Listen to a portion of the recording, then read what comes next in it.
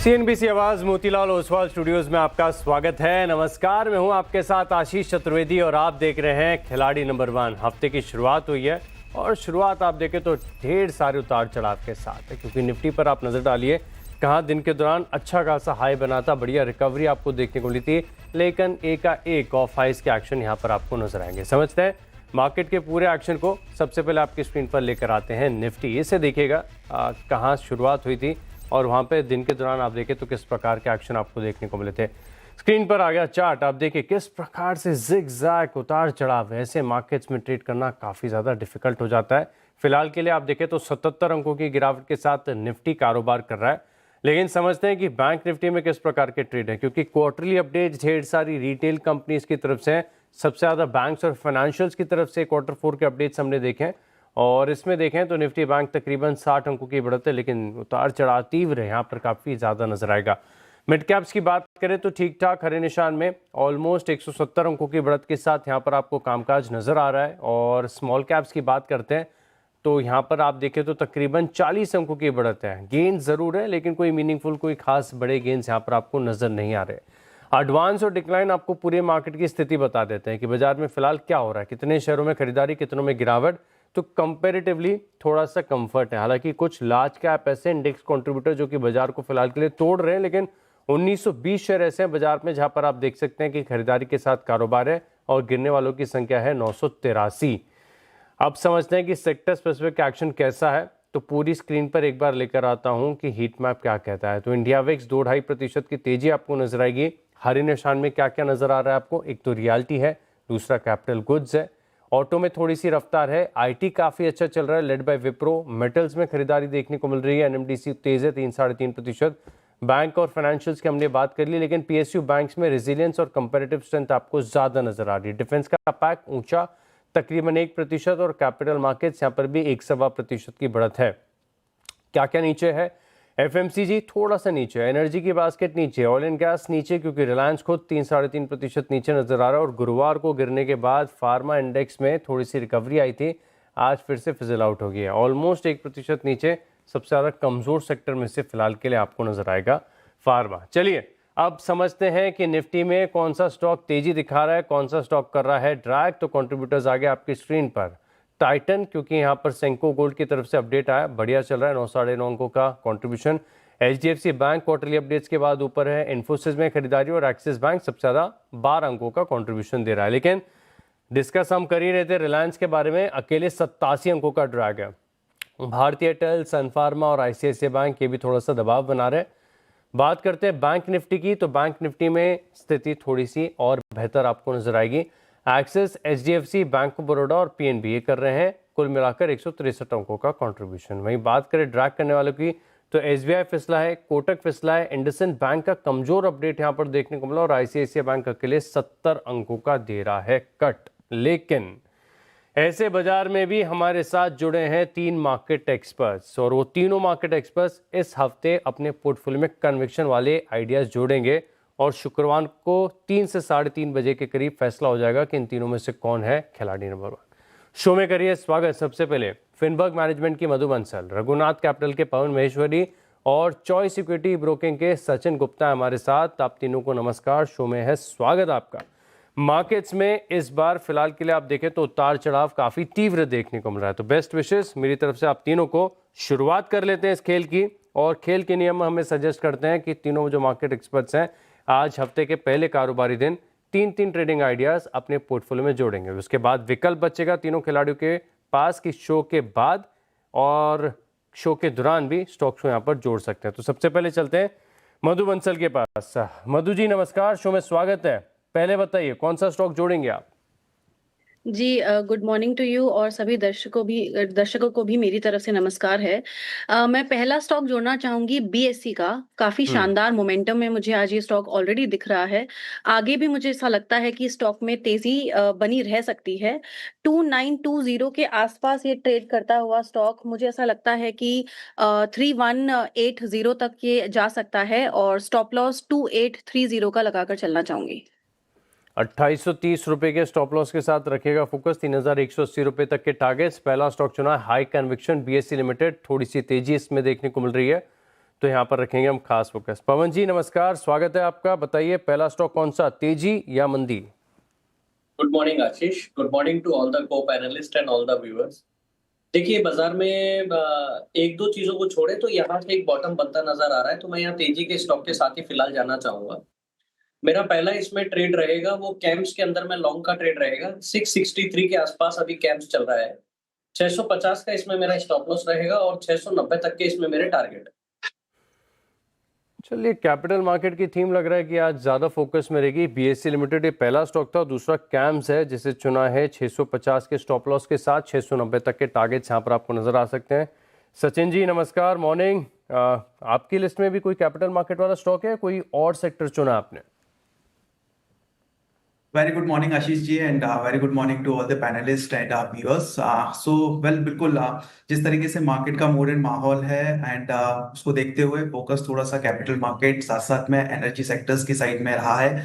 सो अभी के लिए पहला स्टॉक जो है वो अडानी ग्रीन यहाँ पर चूज किया है, जिसके अंदर हमने देखा है पिछले 2 से 3 ट्रेडिंग सेशन से एक अच्छी वॉल्यूम बाइंग जो है वो इनिशिएट होती हुई नजर आई है। आज के ट्रेडिंग सेशंस में भी करीब 5% का गेन अडानी ग्रीन यहाँ पे होल्ड करता हुआ दिख रहा है। सो अडानी ग्रीन में करंट मार्केट जो कि करीब 905 के आसपास में स्टॉक ट्रेड हो रहा है, यहाँ पर बाय करने की सलाह रहेगी। इसमें एक स्टॉप लॉस प्लेस करना है, वो रहेगा 855 का। 990 तक के टारगेट्स जो है ऊपर के लेवल पे देखने को मिल सकता है।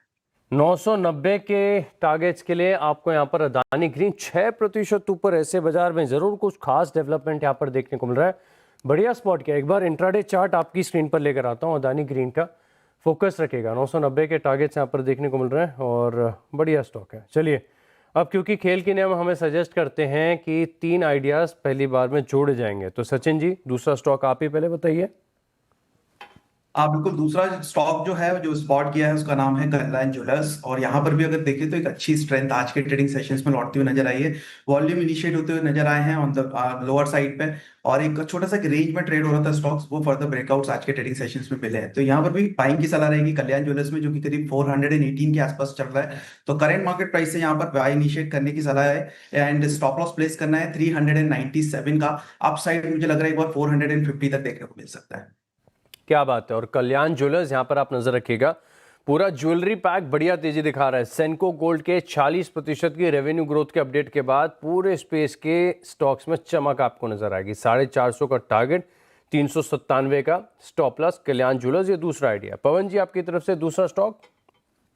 आशीष, मैं IEX के साथ में लॉन्ग जाना चाहूंगा, इंडियन एनर्जी एक्सचेंज के साथ में। अभी 121 के आसपास इसका CMP चल रहा है और इसमें 118.50 का मेरा एक स्टॉप लॉस रहेगा और 132 तक के मेरे इसमें टारगेट है। IEX, इसका भी थोड़ी देर पहले क्वार्टरली अपडेट आया है। 132 तक के टारगेट्स यहाँ पर देखने को मिलेंगे। IEX पर रखिएगा आप खास फोकस।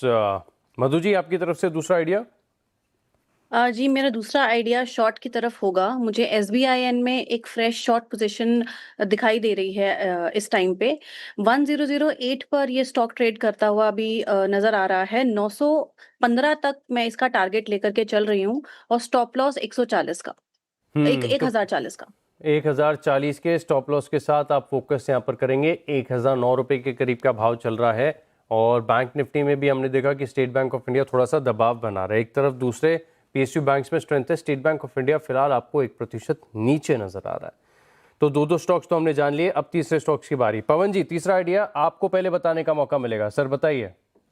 मैं LIC फाइनेंस, हाउसिंग फाइनेंस के साथ में यहाँ लॉन्ग जाना चाहूंगा। अभी 513.75 के आसपास ये चल रहा है। 505 का इसमें LIC 505 का इसमें स्टॉप लॉस रहेगा और करीब 540 रुपए तक के मेरे इसमें टारगेट। 514 रुपए के करीब का भाव चल रहा है। 505 हो गया आपका स्टॉप लॉस और फिर 540 रुपए तक के टारगेट्स यहाँ पर आपको LIC हाउसिंग फाइनेंस में नजर आ सकते हैं। तो इस स्टॉक को हम लिस्ट में करेंगे ऐड। मधु जी आपकी तरफ से तीसरा आइडिया? जी मेरा तीसरा आइडिया रहेगा डीमार्ट में। अगेन मैं लॉन्ग पोजीशन में इसमें बनाना चाहूंगी। आप देखेंगे तो लगातार निफ्टी को आउट परफॉर्म करता हुआ ये स्टॉक शानदार तरीके से ऊपर जा रहा है। 4434 के आसपास ये स्टॉक अभी ट्रेडिंग कर रहा है। मेरा टारगेट रहेगा 4830 का और स्टॉप लॉस मैं इसमें 4300 का लगाकर चलना चाहूंगी। 4300 रुपए के स्टॉप लॉस के साथ 4830 रुपए 4830 के टारगेट्स के लिए आप डीमार्ट। और जब से पहले इनका एक क्वार्टरली अपडेट आया था स्टोर ओपनिंग को लेकर, उसके बाद इस स्टॉक में गजब की तेजी थी। आज भी आप देखें तो स्टॉक में क्वार्टरली अपडेट के बाद बढ़िया मूव नजर आ रहा है, तो डीमार्ट पर रखेंगे फोकस। अब सचिन जी आप बताइए तीसरा आइडिया कौन सा होगा? जी, तीसरा आइडिया मेरा मेटल एंड माइनिंग सेक्टर से एक स्टॉक पिक किया है जिसका नाम है लॉयड मेटल्स एंड इसका ओवरऑल देखें तो पॉजिटिव है। साथ ही साथ में एक इमीडिएट रेजिस्टेंस आज स्टॉक ने ब्रेक किया 1390 के आसपास में, तो यहाँ पर एक बाय करने की सलाह रहेगी। करीब 1404-5 के आसपास में स्टॉक ट्रेड हो रहा है, यहाँ पर करंट मार्केट पर एक बार बाइंग इनिशिएट की जा सकती है। 1360 का एक स्टॉप लॉस प्लेस करना है और अपसाइड मुझे करीब 1470 तक एक्सपेक्टेड है।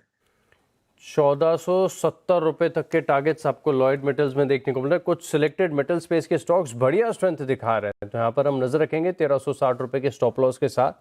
तो फिलहाल के लिए जो हमारे साथ 3 मार्केट एक्सपर्ट जुड़े हैं, इन तीनों के पोर्टफोलियो में 3 ट्रेडिंग आइडियाज को शामिल कर लिया गया। अब एक काम करते हैं आगे, और कॉर्पोरेट स्कैन में आज बात करेंगे सीएसबी बैंक के मैनेजमेंट से। बैंक ने अपने Q4 अपडेट में तिमाही अपडेट दिए हैं और इसमें आप देखें तो कुल डिपॉजिट 20% और ग्रॉस एडवांसेस 27% बढ़ी हैं।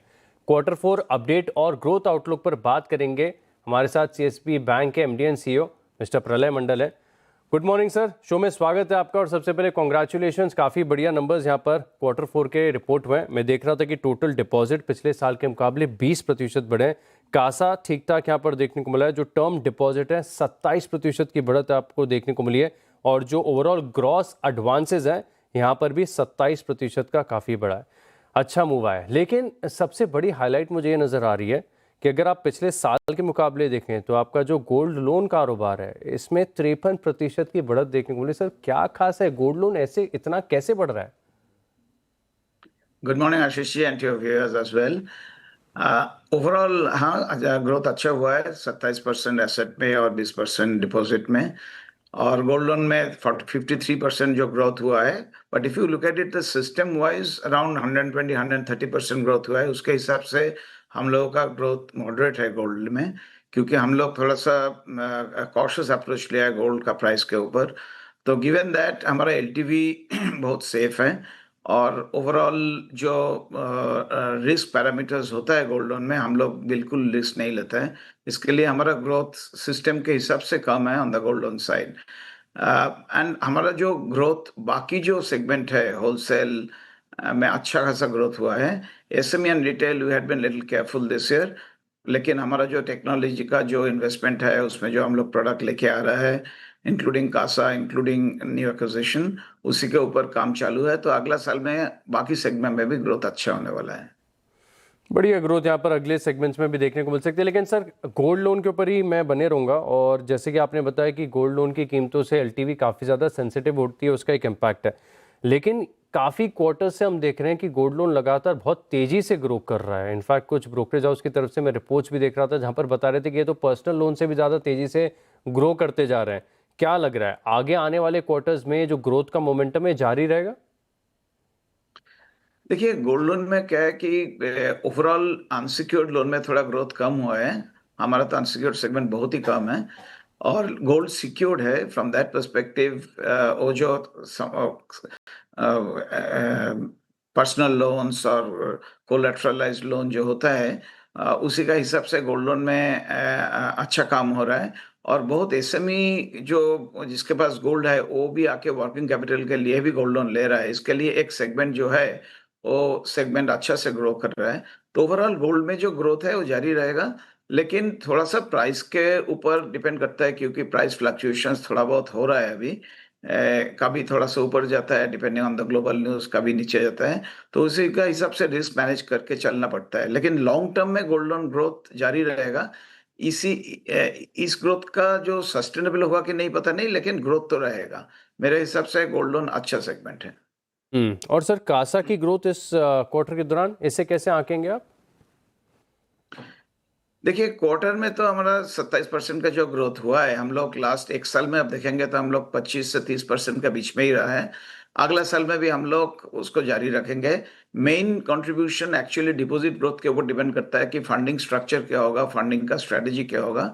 इसके लिए हम लोग नया कस्टमर एक्विजिशन, ब्रांच डिस्ट्रीब्यूशन और वो जो लिवरेज है उसके ऊपर काम कर रहे हैं और नया प्रोडक्ट लॉन्च कर रहे हैं। उसके हिसाब से हम लोग को जो है डिपॉजिट के ऊपर ज्यादा फोकस रहेगा, क्योंकि एसेट ग्रोथ 25 to 30% हम लोग कर ही लेंगे। सर ये मिडिल ईस्ट में मैं देख रहा हूँ जो तनाव चल रहा है, इससे क्या रेमिटेंसेस पर कोई अभी तक असर है? हमारा एनआरआई बुक है, उसमें उतना ज़्यादा रेमिटेंस का असर अभी तक तो नहीं हुआ है। लेकिन हम लोग केयरफुली देख रहे हैं कि कोई इम्पैक्ट है नहीं है। अभी तक हम लोगों को कोई इम्पैक्ट ज़्यादा नहीं लगा हमारा पोर्टफोलियो में। कोई खास अभी तक फिलहाल के लिए इम्पैक्ट नहीं है। एनआरआई बुक आपकी टोटल क्वांटिफाई करके थोड़ा कुछ डेटा है हमारे पास? एनआरआई हमारा जो टोटल डिपॉजिट बुक है उसका 15% के आसपास है, 14-15% के आसपास है। लेकिन हम लोग क्या किया कि हम लोगों को लगता है एनआरआई का जो फोकस चाहिए, स्पेशली हमारा केरला में 31% ब्रांचेस है, वो फोकस थोड़ा सा हम लोग कोशिश करेंगे और बढ़ाने के लिए। तो हम लोग एक अलग सा सेगमेंट रखा है। हम लोग नया रेप ऑफिस के लिए भी अप्लाई किया है इन रेप रिप्रेजेंटेटिव ऑफिस दुबई में, उसी का काम चालू है। तो उसके ऊपर हम लोग अलग सा एक फोकस करके सेगमेंट करके काम करेंगे। नया प्रोडक्ट हम लोग लॉन्च कर रहे हैं एनआरआई में। तो हमारा आशा है कि एनआरआई के ऊपर हमारा अगला साल से काफी अच्छा ग्रोथ आने वाला है। उसके ऊपर कोशिश जारी है। बढ़िया ग्रोथ आगे जाके भी देखने को मिल सकती है और गोल्ड लोन में जो मोमेंटम है बहुत स्ट्रांग है। आगे आने वाले क्वार्टर्स भी बढ़िया रहेंगे। बहुत बहुत शुभकामनाएं सर आपको और धन्यवाद, आप हमारे साथ जुड़े, सीएनबीसी आवाज़ को आपने वक्त दिया और विस्तार से ये जानकारी हमारे साथ शेयर की। बहुत बहुत धन्यवाद सर आपका। Thank you. तीनों खिलाड़ियों का रिपोर्ट कार्ड आएगा आपकी स्क्रीन पर। सबसे पहले मधु बंसल के पोर्टफोलियो को देखें तो यहाँ पर 3 trading ideas BSE limited, SBI और डीमार्ट, इन दोनों स्टॉक्स को आइडेंटिफाई किया और एसबीआई यहाँ पर शॉर्ट पोजीशन की राय दी। अब देखते हैं कि जिन तरह से आपके साथ शेयर किया गया है, एसबीआई बिल्कुल फ्लैट, डीमार्ट लेकिन 1% ऊपर और बीएसई भी देखें तो बिल्कुल भाव के आसपास ही फिलहाल के लिए कारोबार करता हुआ नजर आएगा। लेकिन पवन महेश्वरी के पोर्टफोलियो में तीनों आइडियाज हैं। हरे निशान में कैम्स, आईईएक्स और एलआईसी हाउसिंग फाइनेंस, ये 3 स्टॉक्स को जोड़ा अपने पोर्टफोलियो में। शुरुआत में कैम्स फ्लैट, आईईएक्स आधे प्रतिशत ऊपर और एलआईसी हाउसिंग फाइनेंस भी इनके फेवर में ही जाता हुआ नजर आ रहा है। देखते हैं कि सचिन गुप्ता का पोर्टफोलियो क्या कहता है। लॉयड मेटल्स को ऐड किया, कल्याण ज्वेलर्स 450 के टारगेट और अदानी ग्रीन 990 के टारगेट के लिए। तीनों स्टॉक्स हैं खरीदारी वाले। परफॉर्मेंस है इन तीनों की, लॉयड मेटल्स थोड़ा सा नीचे, कल्याण ज्वेलर्स ये भी 1% नीचे, लेकिन अदानी ग्रीन ये 0.2% ऊपर चल रहा है। लेकिन जस्ट ये स्टॉक्स कुछ ही मिनटों पहले अपने पोर्टफोलियो में जोड़े तो अभी तक परफॉर्मेंस देखना थोड़ा सा सही नहीं होगा। लेकिन एक बार आपकी स्क्रीन पर रिपोर्ट कार्ड ले आता हूँ क्योंकि शो का फॉर्मेट कहता है कि आपके साथ पूरी अकाउंटेबिलिटी के सामने ट्रांसपेरेंसी के साथ रखेंगे डेटा। सचिन गुप्ता 1% नीचे, पवन महेश्वरी के पोर्टफोलियो में आधे प्रतिशत की तेजी और मधु बंसल के पोर्टफोलियो में भी आधे से 1% के मूव यहाँ पर आपको नजर आ रहे हैं। आप तीनों मार्केट एक्सपर्ट्स का बहुत बहुत धन्यवाद हमारे साथ जुड़ने के लिए और ये कन्विक्शन आइडियाज़ हमारे साथ शेयर करने के लिए। इसी के साथ खिलाड़ी नंबर 1 में इतना ही, लेकिन आप बने रहेंगे सीएनबीसी आवाज़ के साथ। नमस्कार।